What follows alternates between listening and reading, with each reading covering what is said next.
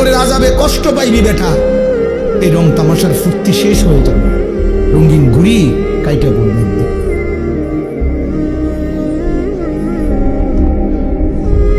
রঙিন ঘুড়ি একদিন কাইটা পড়বে, এই চুলের পেখম একদিন কেউ দেখবে না। এই যৌবনের অহংকার দোস্ত কেউ দেখে না। এই দেখতে দেখতে ফুরায় যায়, দেখতে দেখতে হারায় যায়, দেখতে দেখতে হারায় যায়। এই জন্য দোস্ত এটা ফিকির করা উচিত।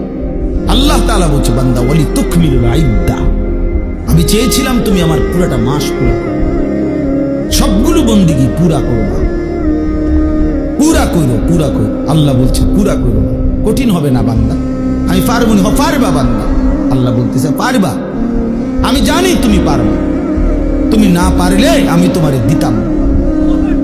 লা ইউকাল্লিফুল্লাহু নাফসান ইল্লা উসআহা, আমি আমার বান্দার উপরে সাধ্যের অতিরিক্ত কিচ্ছু চাপাই না, কিচ্ছু চাপাই, কিচ্ছু চাপাই। আল্লাহ তাআলা কোনো বিষয় কঠিন, কি পরিমাণ ইহসান কারম করছেন আমরা কিতাবে পড়ছি। আল্লামা ইমাম ইবনুল কাইয়িম আল জাওজি রাহমাতুল্লাহ আলাইহি বলছেন যে আল্লাহ সবচেয়ে বেশি কোন ইবাদত করতে বলছেন।